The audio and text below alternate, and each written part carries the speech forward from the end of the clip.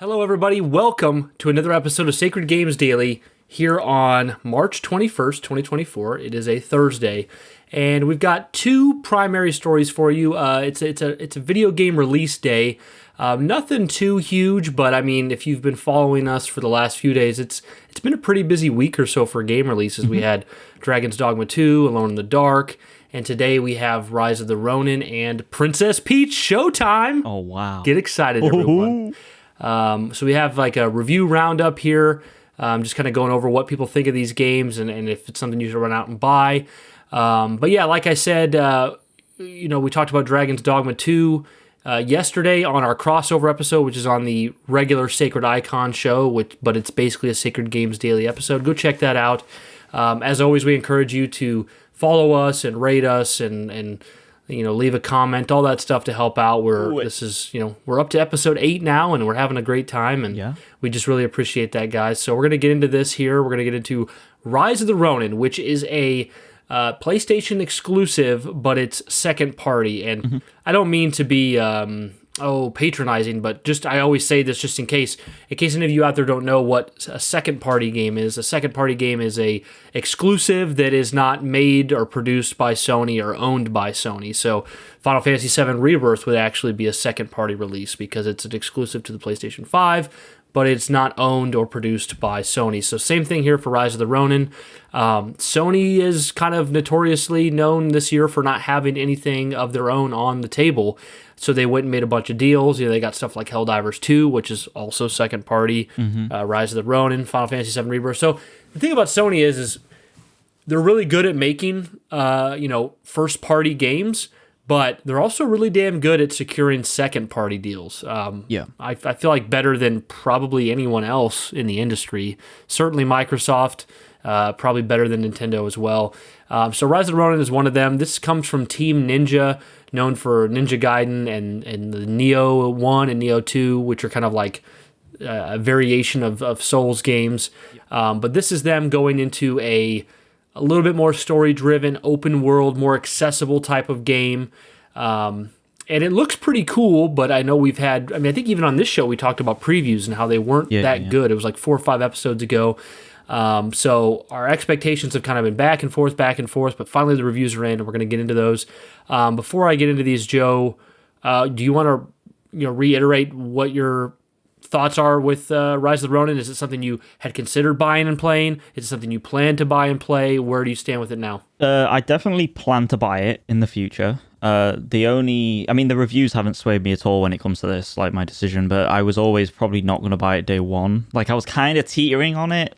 But the reviews, unless it was like terrible or like 10 out of 10 stuff, which I never expected either or, I was probably never going to buy it day one, and it was always going to be something I supported kind of like months after release. Just not because like I don't want to out of like principle or anything, because like Team Ninja are amazing and Koei Tecmo, well, obviously they don't publish it, but obviously Sony published it this time. But that whole like sphere is awesome, and I'm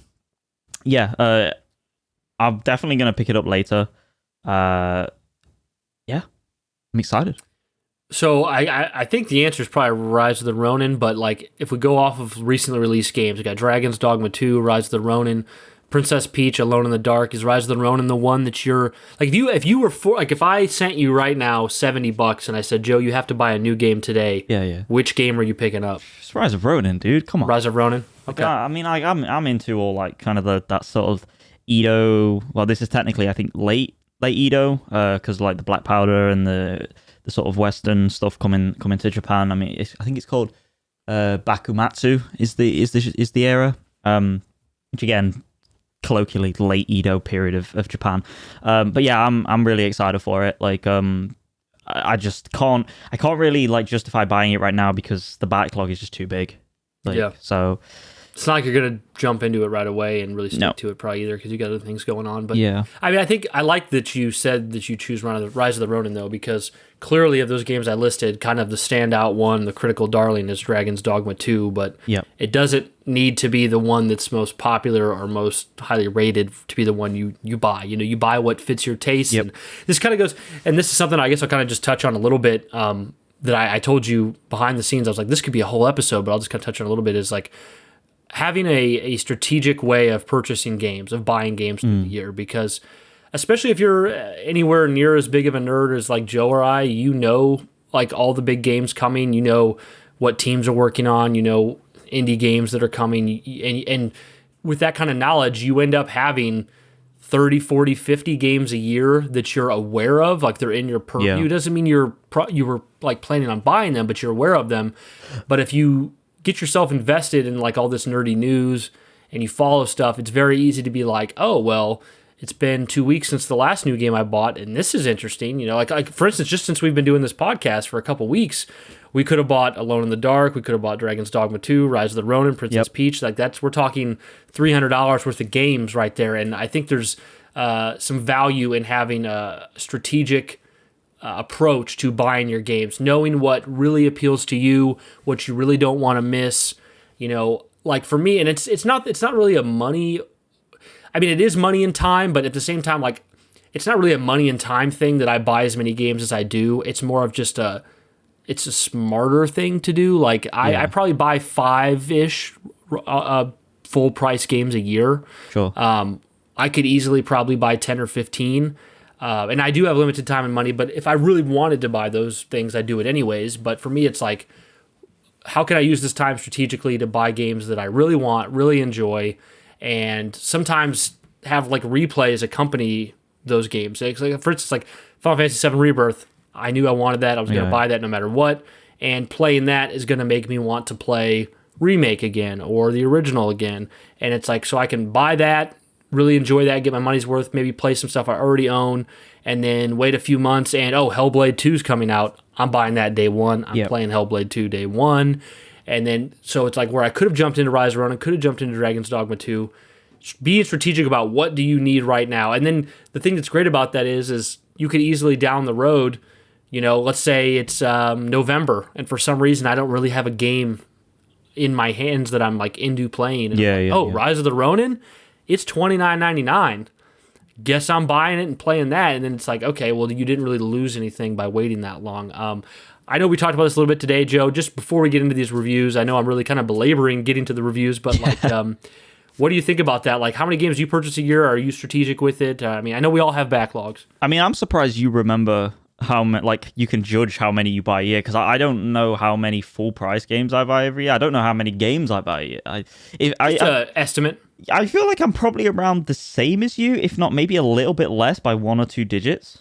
I don't know, but yeah. Well, before you go into that, Joe, like just off the top of my head, 2023, I had Dead Space Remake, Resident Evil 4, Tears of the Kingdom, Final Fantasy 16, Starfield, Spider-Man 2. That's 6 games just last year. I don't know. I could be forgetting one, but I mean, I bought Jedi Survivor this year. Yeah. So the only thing I can think from that list is Dead Space Remake that I bought full price. Space Remake. Like Starfield wasn't even something. You got it for free. I got it for free with my graphics card because I can't even count that. So like, yeah, I don't know, but something to think about. Anyways, you were going to say, Joe, do you recall what you were going to say before I interrupted you? This is about strategic purchasing and how many games you purchase a year. And strategic purchasing wise, like I'm weird. Like I'll buy games on a kind of like how would I say, like an innate kind of just like, this looks sick, I'm gonna buy this now. Armored Core 6 was kind of an example of that. That was last year. Oh, you bought right? System Shock last year. System Shock. Okay, so that's 3 right there. You know what I'm saying? So like Armored Core. Yeah, Armored Core. Yeah. So those are 3 like that I can think of full price. But at the same time, like I kind of make purchasing decisions based on the price alone a lot of the time, and then the interest comes second. Prime example is Final Fantasy VII Rebirth. I've said this I think on the podcast before, but I've bought that and it's on the shelf behind me. And I have no plans to play that for months. But I got it because it was like £50 instead of £70. And now, like a lot of people are saying, like, well, if you're not going to play in months, you like a sale might come on for £40, £30. It's like, yeah, but you know. And we don't have time to get in this, but you also had some hype for that, which I feel like kind of fizzled away now. Because 100%. Yeah. He beat Remake, and he saw the ending, and you know, spoiler, we're going to have a Remake podcast in a few days on the main show where Joe will be able to talk about that, but he kind of lost his interest there a bit, so might be wishing he had that money back. No, I'm still intrigued to play it. Okay. I wish I could get a mod on PlayStation to get rid of Chadley, but yeah. Well, I'm excited that's still. just like deleting like a third of the game then. Yeah, just get rid of it. Don't want it. Yeah, but guys, I mean, Let's get into Rise of Rōnin. Yeah, all that is to say is that Rise of the Rōnin, I think we're both on the same page here. This is a game that we both of us could easily purchase at $70 and have a great time and get excited about. Yeah. But we're not going to because it is that strategic purchasing, knowing what we have in our hands already, what's coming. Actually, Joe, do you know what the next game is that you're going to... Do you have a game that you're going to buy day one for sure already? Like Hellblade 2 or something? Do you know of one or is there none? Yeah. Okay. Death Stranding 2. Okay, that's the next one you know for sure. That's my next one. That's next And year. that's next year, isn't it? Yep, that's it. Okay, so nothing's guaranteed before then for you. Brother, like I am I am so far away from just everything that's coming out this year. I'm just like, what? Like, just take me with the flow of the water. I don't care. I'll say, sometimes lately I've been feeling like a real big freaking nerd because like you and Josh are kind of just like, I'm out of the weeds in this. And I'm like, guys, did you hear there's a 12 gigabyte patch for Rebirth today? You know, so. Yeah, dude.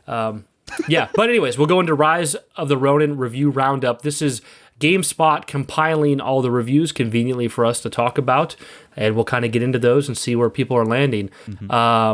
Reviews are live at dozens of outlets, and so far critics have highlighted the game's surprisingly strong storytelling and slick action. Where Rise of the Rōnin does seemingly falter is its open world full of busy work, a lack of variety in missions, and the game needing several hours to find its groove. On GameSpot's sister site Metacritic, Rise of the Rōnin currently has a generally favorable Metascore of 76 from 94 reviews. So a 76 on Metascore by no means is bad. Nope. It's good, actually. Generally favorable. I feel like in the kind of today's online gamer culture, if you fall below mid-80s, people start getting really shitty. Yeah. Honestly, if you fall below 90, people get kind of shitty sometimes, which is insane. But really, below 85 is where really people really start dunking on you. So 90 is kind of the goal because 100 is borderline impossible nowadays. I don't know if there has been a game that's achieved a 100 Metacritic score actually in history, because at number one, I believe, is a 99 for Ocarina of Time. That came out over 25 years ago. So moving along here, GameSpot itself gave it a 7 out of 10 and says, let's see here, I want to make sure I'm reading the right part. Okay. It's like, did they put the scores above or below is what I was thinking. Below, I think, yeah. Okay. Let me check here. Yeah, definitely below. No. Yeah, they put the score. No, they put the score above, Joe, actually. Oh, sorry, I'm thinking the tech. Yeah. No, you're not wrong. Yeah. So GameSpot gives it a 7 out of 10 and says, it's not without some flaws, but I finished Rise of the Rōnin with much more left to do, even after 50 hours. I want to head back in and see what I missed and attempt to change history. The parts of the game that work more than balance out its weaker elements. And while it took a while to find the rhythm of Rise of the Ronin's combat, its speed, complexity, and intensity make for some phenomenal fights that always feel great to win. Rise of the Rōnin is a game that might take a bit to get good, but the commitment is worth it. Moving down to Eurogamer, they give it a 4 out of 5. As a Sony-published release, Rōnin isn't quite Team Ninja's Elden Ring, even if it does evolve its Nioh-like formula, with the help of existing open-world formulae. Still, while it's been great to witness the renaissance of Japanese games these past few years, there's something special about a Japanese developer stepping up to reclaim the AAA open-world samurai game for itself, especially one that cares more about being a video game than a Kurosawa film. Ooh, that's a slant on Ghost of Tsushima right there. Which is funny because like that's another thing we haven't brought up, right? Part of the reason why I'm not buying this too is like, okay, I'm kind of in the mood to get this, like, you know, get like a samurai game. I own the full PS5 DLC edition of Ghost of Tsushima, and I've never played it, so I just need to jump the with director's that. cut, the definitive edition. The director's cut, yeah. Erica, my wife, played through it. She adored it. Started the second playthrough, but fell off. But she adored it, and I need to go into that for sure if I'm gonna play one. So, moving down to IGN, they give it a 7 out of 10. Rise of the Rōnin is excellent when it has the courage to be itself and lean into its challenging, rewarding fighting. Too often, however, it feels stuck in indecision, torn between what it wants to be and what it feels like it's expected to be, and not even the best samurai can overcome that. So, pretty much across the board, you're looking at a roughly 7 out of 10 game here. You got some 8s and probably some 6s if we looked far enough along, but it feels to be pretty, good, pretty good, decent game. Going off of what I heard from listening to the Kind of Funny podcast, they did like a review in progress. They didn't. No one there had finished the game. Most of them were kind of like, yeah, it's a good game, but it's very by the numbers with its open world and checking off a box. Right. But then you had Greg Miller coming in and being like, he freaking adores this game. He loves it. It's that very simple kind of Ubisoft formula that he can jump into and play. And he was more at like a 4 out of 5, where the rest of them were at like a 3 out of 5. So even the people who love it the most aren't in that 9-10 range. But it does seem, Team Ninja, what they've always been really good at is the combat, the gameplay, the systems. And it seems like that is peak here as always, but them trying to expand into something more approachable, more open world, has resulted in them competently pulling off what appears to be more of the same Ubisoft type of formula and stuff. But people are having a great time with it. And I think this is a game where it's like, if we were in a dead year where there was nothing, probably pick this up and have a lot of fun. And honestly, if we were in a dead year, this might have got slightly higher scores. It sucks that stuff like that influences it. But when you have so many reviewers playing so many games, Dragon's Dogma, Final Fantasy VII Rebirth, blah, blah, blah, this just becomes another one on their list. Yeah. And it's very easy for it to not score as high. So, Joe, what do you think of these reviews? Any comments further on that? Yeah, I mean, to be honest, in many ways, I kind of expected this. If not, they're a little bit lower than I expected. I was probably looking at a more consistent, like 8/4 out of 10, 4 out of 5/8 out of 10 kind of job across the board. So 8 is in the Metacritic, but obviously it would probably slink back down to maybe the 70s in the final Metacritic score potentially. This doesn't bother me, like I said earlier. Like this has no sway on my kind of sort of, I don't know, excitement for the game. I would say that like what seems to be the case here is that because this game came out a year after Wukong Fallen Dynasty, right? This is a game that is pretty, like, in my opinion anyway, seems to be pretty crazy that it's been made in a year. So, like, well, not in a year, but it had been like 2 or 3 years behind the scenes. And it's pretty mind-blowing. They've got a internal like Sony team that helped them work on it as they got it through development. But the fact that this game came out a year after Wukong Fallen Dynasty was pretty spectacular. But I think the fact that the sort of combat is the emphasis is badass, because as much as I like the artsy-fartsy nature of Ghost, the sort of quickness of this is more in line with like that kind of Team Ninja hack and slashy style that everyone used to love about, the kind of rebooted Ninja Gaiden series, at least 1 and 2. But yeah, I'm really excited for it. Still, these reviews are in line with what I expected. Like I said, if not a little bit lower, so it doesn't really bother me. One thing I will say is, like, I'm so glad that more historical games that aren't based in fantasy and stuff are becoming like a sort of focal point in these sort of samurai games, these hack and slashers, because it's so easy to like kind of slip into that kind of fantastical sci-fi stuff, because everyone loves fantasy and sci-fi. Like, they're the two most common genres like ever. Yeah, I'm excited to like dig into this kind of, like I said, this westernized late Edo Japan sort of hack and slash video game. And I also think, like, I mean, we spoke about this in the Discord, right? Like, the stigmatism behind like a 7 out of 10 or an 8 out of 10 is something that is like really weird right now. The fact that people are kind of like, it's okay, it's a 7 out of 10. Like, the stigmatism behind this being a Sony game that is a 7 out of 10, as opposed to, say, an Xbox game or just a general third-party game, is mind-blowing to me. Because, like, this is a little bit of a tangent, but I feel like if a Sony game gets a 7, as opposed to, like, a 9, it hurts the sort of overall outlook of the brand more than it would for an Xbox or a third-party game. You know what I'm saying? Well, it's a pro and a con, right? Because, like, Sony has built a culture where everyone expects the best experiences. Yeah, like straight nines. So when they get a good experience, that's not good enough. Same thing happened for Days Gone. Like, right, there was never a sequel to Days Gone because it was just a good game. It wasn't a Last of Us type game. So the pro there is like, wow, the prestige for Sony is so much higher than its main competitor, Xbox. But the negative is they can't get by with as much. And I was telling Joe earlier today in the Discord, I was like, if Rise of the Ronin came out as an Xbox exclusive with like the main character on like Xbox splash art next to Master Chief, I would have been like, oh man, this is such a cool new exclusive IP for Microsoft. I want to support them. I probably would buy it quicker and I'd be more excited for it because I'm like, this is, because like last year we got Redfall, Starfield, Hi-Fi Rush, and Forza Motorsport. And I'm not into racing games. Starfield was good.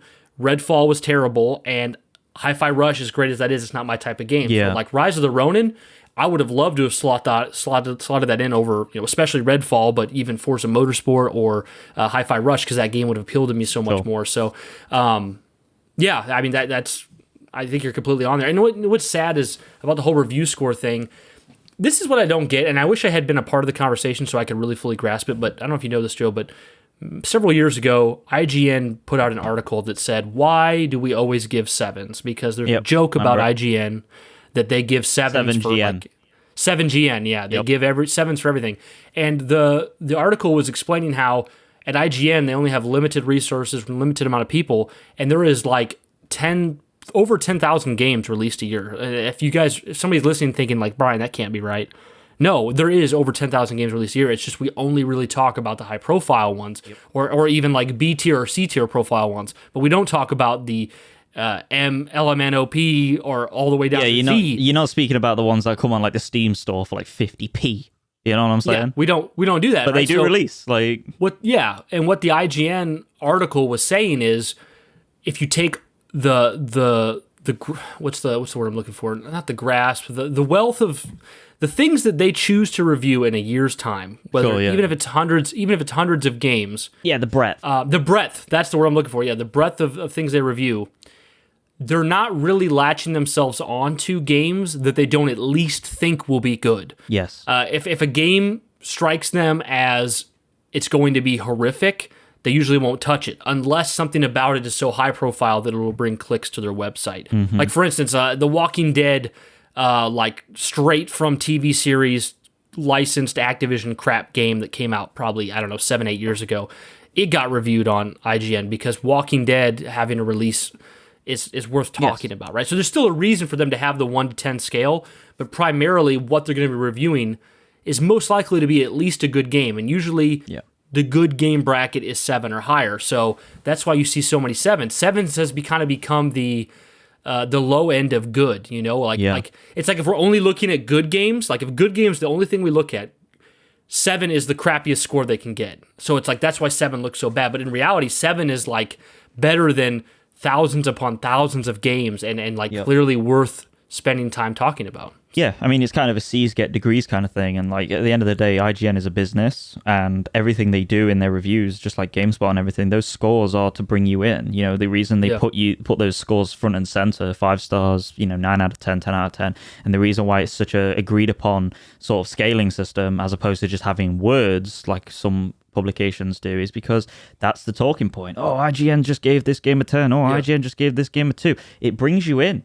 Not only does it have a practical reason as to why, that's the scaling system, because everyone can kind of follow it without much knowledge of the industry, but people don't have to read, and it brings you in, and it's as simple as that. But the end of the day, the way I see it is if a publication gives it a 7 out of 10, C's get degrees, and that means it's good to go in a lot of ways, because that's the baseline for them, like you said. And you got to look at what they're achieving too. Like Rise of the Ronin is this AAA open world samurai game, and it got a 7. It got a 7, right? Yeah. Whereas if you're like a 4-hour 2D side scroller, which is still great. Like I'm not diminishing that, but what is expected of you, the occasion that you have to rise to for a 4-hour 2D experience is different than the one you do for Rise of the Ronin. So lots of things to think about there. And one thing, just going back to Rise of Ronin specifically, is this is their first true proper open world Ubisoft style game. They might make a second one, Rise of Ronin 2 or whatever, and it might be so fucking good, guys. They clearly have the combat down. They got the loop down, which seems really good. They just got to refine that open world stuff. So if this one does, if you watch the gameplay of this and it doesn't seem like it's for you, maybe just wait for the second one, and they might release a sequel, and it might figure out all these problems that people are having right now. So yeah. And I'll just be honest, I'll die on the hill of review scores. I totally understand the sentiment from many people that are like, scores don't matter, and I'm not going to give it a number. And like, I know like all of like Last Stand Media, they don't do numbers. I know Kotaku doesn't do numbers, but I like the number. I do, and I think that I do understand that allows the whole review to be diminished to that number. But that's on the viewer, the listener, the reader. Yeah. That's on them to decide to do that. And I think the number is a good gauge of understanding where we're at with something. Dude, in the past, like, not to go on too much because we're like burning up time here because we've got another story. But we thought we wouldn't go long enough, but now it's getting risky. I've in the past like watched IGN reviews and just gone off and then not watched the final verdict and not seen the number. Okay. Like just kind of like let that process in my brain, you know, as if I was reading just like an article. Yeah.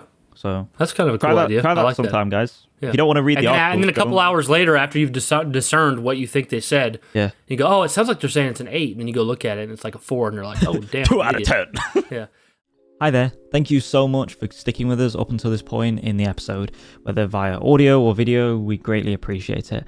Now, if you're new here, make sure you join the Sacred Icon Discord. We'd love to have you there. Talk all things pop culture or just talk about general life stuff. Make sure you join. We're always listening. We're always open to that stuff. And I'd also be remiss to not mention the Sacred Icon podcast. That's obviously available on Spotify, Apple, Google, etc., etc. That is hosted by Brian and Josh. They have an amazing chemistry that is irreplaceable, and it can never be emulated. They talk all things from movies, you know, to video games. It's a great time, you know. And definitely go check that out. All those links for the Discord and the Spotify's and everything are down below / on screen now if you're watching. But anyways, back to the episode. Joe, I don't know if you might have had it closed because we're recording, but I sent you another article on Discord that I do actually want to cover, but we're going to go into Princess Peach very quickly. We talk behind the scenes, guys. We don't have much we really want to say about Princess Peach because it's not something that really appeals to us, but I will touch on it very quickly and we can move to this last article. I'm going to shout out one high review and one lower review. Altogether, oddly enough, Princess Peach is reviewing quite well. I mean, it's a Nintendo product, so I guess we shouldn't be surprised. But the highest review I could find was from VG247. It says, Peach's foray onto the stage is full of whimsy and many moments of sheer joy, just as 2023 Super Mario Wonder is, but the difference is that this is Peach's game, and hers alone. Despite the sour bunch trying to sully the Sparkle Theater's reputation, Princess Peach is here, as a cowgirl, ninja, detective, and so forth, to put a stop to that. And she puts a wonderful, replayable, empowering performance while doing so. Princess Peach Showtime comes to Nintendo Switch on March 22nd. 5 out of 5 stars, so a perfect score for Princess Peach Showtime from VG247. And then one of the lower scores, this is from IGN. They gave it a 7 out of 10, good. Princess Peach Showtime is more closely aligned with Kirby and Yoshi's simple, cheery romps, rather than Mario's polished platformers and Luigi's haunted mansions. There's fun to be found in the Sparkle Theater, as these delightfully simplified takes on some of gaming's most popular genres are entertaining to blast through, and the whimsical stage play aesthetic gives Peach's game an identity all its own. I'm also thrilled that Nintendo is finally giving Peach another crack at her own solo outing after nearly 2 decades, and I hope this is the start of an ongoing spin-off series within the wider Mario universe. Some noticeable performance issues and the frustrating lack of a chapter select means I won't be returning for an encore, and I wish there were a few extra levels to lengthen the somewhat brief campaign, but Nintendo and Princess Peach at least know how to put on a good show. This isn't a game either of us are interested in playing in. Oddly enough, I try to buy all of the Nintendo Switch exclusives physically for the collection, and for me, it's a combination of like, oh, maybe I'll play it, or Erica will play it, or now my daughter will play it. This will probably be a good game for my daughter, so sure. I probably will buy this at some time. I'm in no rush. I might get it on sale, but any thoughts on that, Joe? No, I mean, I find it really cool, like how the VG247 article is written by Kelsey Rayner, who's obviously a woman in this case, and she says that it's empowering. I think that's great. You know, I think it's time for kind of like not Mario to go away or anything. Obviously, Mario stay forever for all I care, because I mean I have no horse in this race. But I think it's great that, you know, there's that women representation and people are feeling that empowerment. I mean, through a game like this is pretty crazy, because I didn't think this would be anything like narratively special, but seemingly it is. I think that's cool. I'm happy for the people that are excited for it. I'll never buy it, but good stuff. Great. All right, we're going to go into our last piece of news. I just thought it was interesting. I got a tidbit of info that's not here in the article. I think Joe will find pretty interesting. But today, Final Fantasy VII Rebirth got a patch that's supposed to fix the performance mode. For those of you that don't know, Rebirth has a performance mode and a graphics mode. Graphics mode's great, looks great, runs at 30 frames solid. Performance mode runs at 60 frames, but man, the graphical downgrade is one of the most significant we've ever seen in gaming for games that offer this mode. Yeah, I mean, like Cloud's face looked like it goes from detailed to like cardboard cutout. PS1 graphics. Yeah, so they released a patch that does something I don't know if it's ever been done in console gaming. Maybe it has, and I'm completely unaware. But according to the latest patch notes, this comes from Eurogamer, performance mode will now have two options, sharp and soft. Furthermore, the game overall has improved graphics quality as well as improved frame rate and overall game stability. So now we're at the point on consoles where we have performance mode and graphics mode, but now just within performance mode, we have sharp and soft. And I thought that was interesting enough in itself that I've never seen this before. And I think it's kind of self-implied what it is. You know, the sharp one's probably sharper at some expense somewhere, and the soft one presents a softer image. But I started looking into this, going on forums, and people are noticing in towns, if you switch from soft to sharp, some of the NPC crowd is disappearing. The density. Oh, okay, yeah. Removing Population NPCs. density, yeah. And that was kind of shocking to me, and it kind of made me just clench up a bit because I was like, I don't like that. Like, I'm not saying I don't like it from the sense of I'm not okay with this implementation. I'm okay with that. But for me as a player, I don't want to feel like NPCs have been removed that were there at any point ever. Yeah. Like, that really, really bothers me. So I would never want to use a mode, and I would like it to say that that's going to happen because I know that, like, when you go through a town, like, if there's 300 NPCs, like, 280 of them are literally just nothing to fill the screen. Yep. But, like, I just don't like, their vision was to have them there and to remove them to get a sharper quality. That's not for me. But what do you think, Joe? Is this interesting to you? I mean, this is like 2 for 2 now, where Square Enix has seemingly released a performance mode on a mainline title for their Final Fantasy games, and it's not been very good. Like, Final Fantasy 16 is the same, right? Like you said. Yeah, I think the big difference not is... Not as bad, I don't think, though. Well, Final Fantasy 16's performance is super choppy, unreliable frame rate, whereas Rebirth is not choppy and unreliable, but the image quality is bad. Yep. Bad. Yeah. Either way, it's poor that's the case. They should be at a point now where they can do this 60 FPS shit for performance mode and maintain a stable PS5 visual Pro, quality. Bro. I ain't buying that shit, bro. too many mid-gen consoles nowadays. But I mean, I think this stuff has been done before, but maybe just not like to the same description with the whole like 2 performance modes. I mean, not like sometimes you'll get games where like the performance mode has like a ray tracing option and not, and if it has a ray tracing option, usually it sits around like 40 FPS as opposed to 60 with it off. So that is something that has been the case, but I don't know if it like does the things like you said, where it like modifies population density and changes like sort of anti-aliasing and stuff like that. But yeah, I mean, it's cool that they're patching it up. It's obviously a necessary patch. I love my game 60 FPS nowadays. I mean, like, when you hit PC and then you go back to console and it's 30, obviously that's not that common anymore because of these performance options. But back in the day, like on the 8th generation, in fact, even then, it was like, oh, it's fucking 30 FPS. It was a massive slowdown. And people that like go back and play, like, I don't know, if you go from PC gaming to like play Bloodborne or something, like you instantly feel it. It's like, holy shit. Oh, I know. It feels like chunky. Yeah, it's weird. You get used to it pretty quickly, but that initial like hour and a half is strange to the point where it throws off your gameplay. But this is cool. Keep it going. Hopefully patch it up more so that you don't remove these this population density, because that is like a key feature of kind of the vibe of a game, right? Like, as much as the graphical fidelity is. But yeah, it's cool. It's luckily unique. For me, Joe, when I played Final Fantasy 16, I was really adamant about the performance mode, but it just was so choppy that I just went to graphics at 30 frames and got used to it. Yeah. So when I got Rebirth, I just went straight into graphics, and like in my head now, I'm a 60 FPS guy, but when I play Final Fantasy games, they're just graphical 30 FPS showpieces. That's showcases, I should say. That's what they see. That's they the go problem. For, so. Because I've just done Remake, or I won't play it immediately after, like I've said with Rebirth, but because I played Remake pretty recently, it will be weird going jarring. to Rebirth. Yeah. Yeah. Absolutely, absolutely. You should look up some point like Cloud's face in performance mode. Just it's interesting. But guys, before we get out of here, we'll do our typical would you rather question. Ooh, yeah. I have one for Joe. I think he'll like it, but I think the answers, I feel like I really know what he's going to say. So Joe is like the resident God of War fan here at Sacred Icon. Oh, shit. I'm excited. Yeah, he's the guy. What would you rather have happen to the God of War franchise? Oh, dear. There is a giant direct sequel to Ragnarok that continues the story of Kratos and Atreus. Mm-hmm.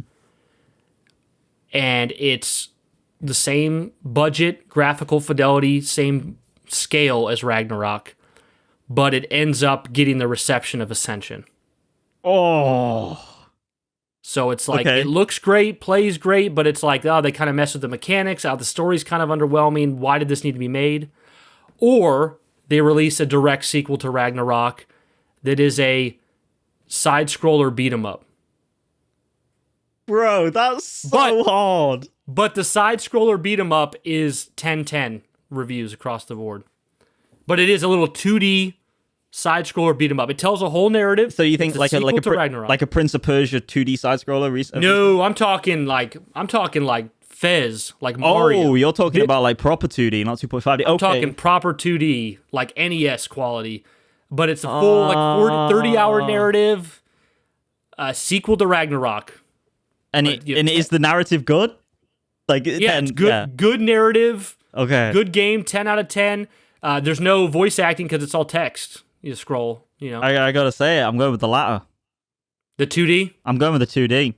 Yeah. You know why? I thought you'd say that. You know what? You know why I say that?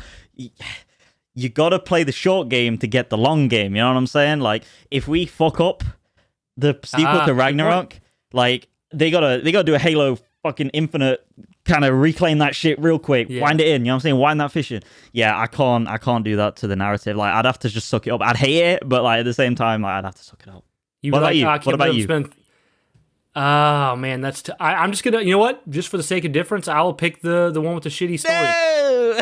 Because Ascension, correct me if I'm wrong, Ascension was very much like 70s Metacritic. I don't think it was worse than that. Yeah. The game would look and sound great. It would have great production values. It'd have pretty fun combat.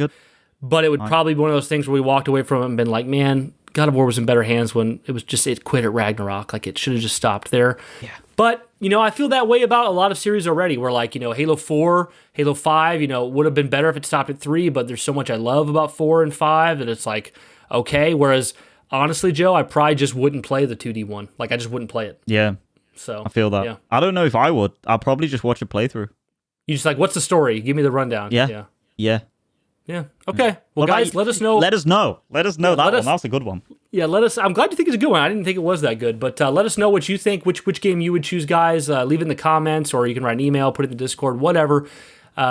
As we always pitch here, guys, we have the Sacred Icon main show. Make sure to check us out over there. Go do it. Follow us, like us here. We love you guys, and we thank you for the support. We're having a decent amount of people show up to check out the daily gaming news, so we really appreciate it.